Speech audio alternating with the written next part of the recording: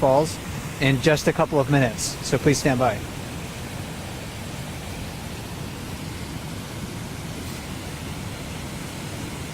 I'm brought to you by Explore.org. We are here in Katmai National Park in Southwest Alaska. My name is Andrew. I am a park ranger here in Katmai National Park and Preserve. And my name is Mike Fitz. I am a fellow with Explore.org. And this is a event that we do regularly here during the peak season here in Brooks Camp. This is going to be a play-by-play. This is not a traditional live chat with a Q&A portion as we regularly do, but this is more of sort of sports-style narration of the bear activity here at Brooks Falls. We'll talk a little bit more about that. I will just note that this is a very special time for us here in Katmai National Park. This is our centennial year. This is our 100th birthday, first founded as a national monument in 1918. Yeah, definitely a special year to be here. And during this broadcast, we're going to try to narrate the bear and salmon activity to give you an understanding of why the animals are behaving perhaps the way they are. We'll try to identify some of these individual bears that we see at the waterfall, and everything that you're seeing is basically live. So nothing is scripted. We'll just see what catches our attention, and we'll be with you for about the next hour. And hopefully we'll try to answer many of the basic questions you might have about the bears and the fish along the way. So if you're watching on Explore.org and you're wondering if you can ask us questions, we won't be monitoring the chat on Explore, but hopefully we're going to try to get to all of those basic questions throughout the broadcast for the next hour. And as you said, Mike, this is unscripted. We'll have to watch what happens live. We have no idea what's going to happen. We'll have to stay tuned. Along with that, the weather is unscripted as well. It is a bit of a rainy, dreary day here in Brooks Camp. In the event that it does start to downpour on us, we may have to cut this broadcast short.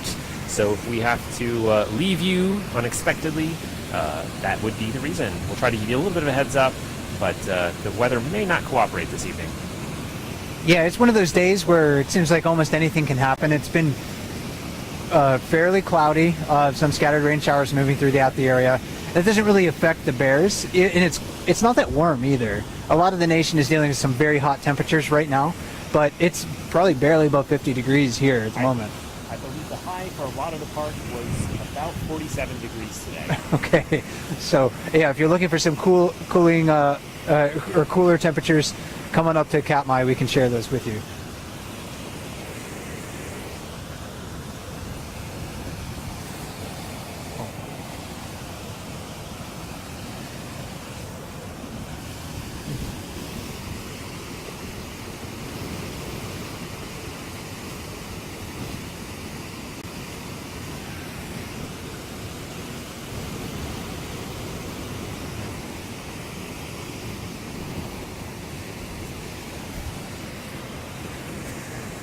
So at the waterfall right now, there are 4 bears fishing.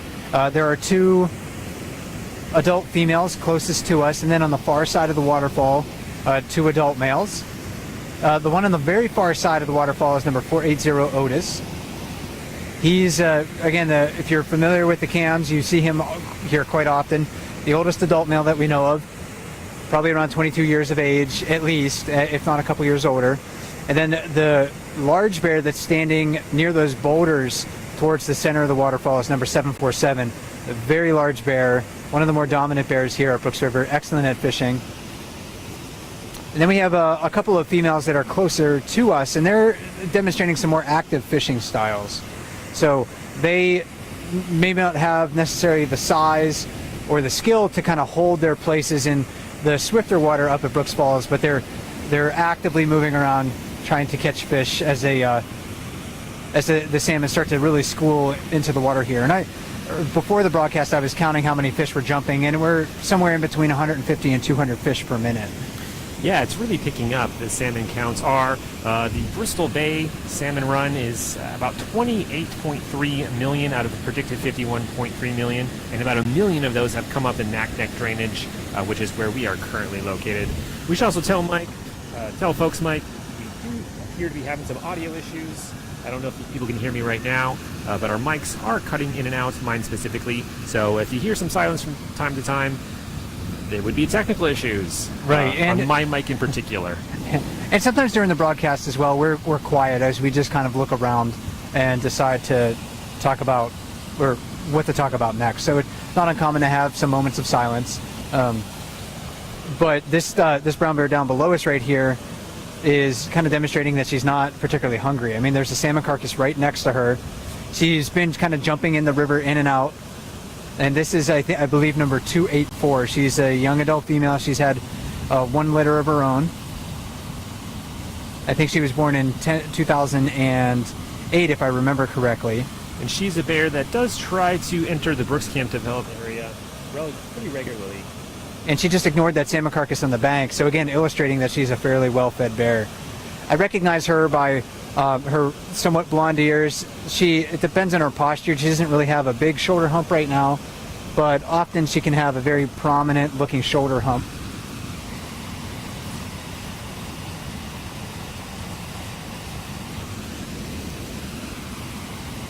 And she is one of those bears, Mike, that tends to be relatively assertive with rangers and anglers on the Brooks River. Each bear has its own individual disposition. 284 was a bear that was raised in the Brooks River area. Her mother, number 708, actually was up here this evening, and these bears were in close proximity to one another.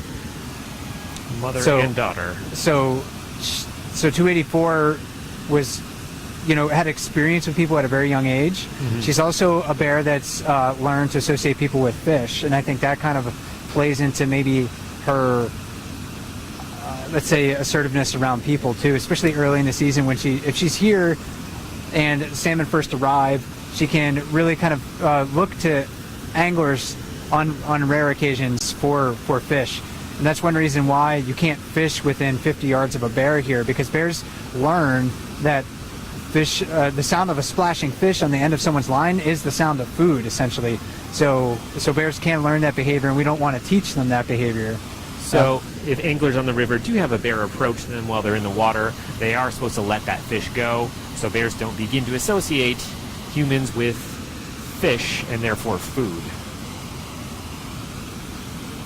Downriver, we have a couple of bears that are just slowly walking in the water. One is eating a fish.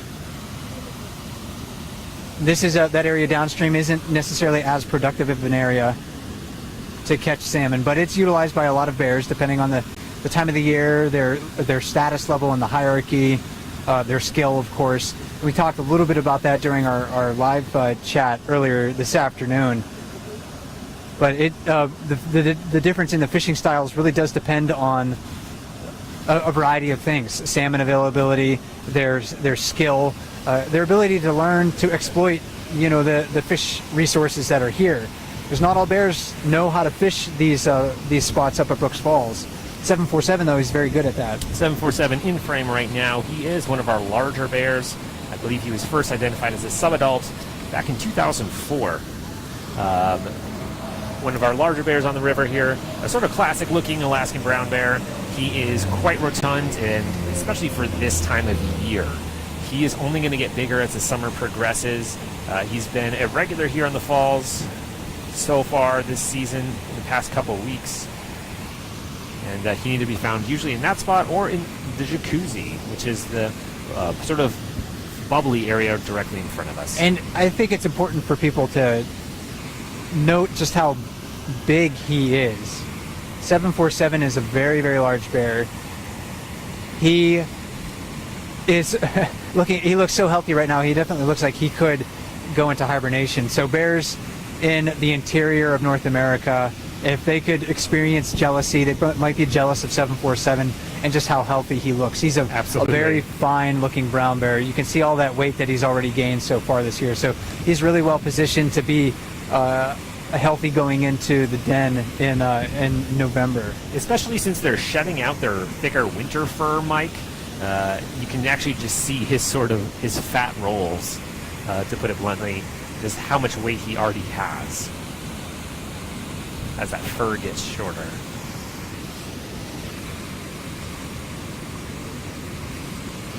And again, you can see him really just looking straight ahead into the water, waiting for the fish to swim right in front of him, and he took advantage of the situation. that rapid area that he's standing at is fairly shallow, and when the salmon get in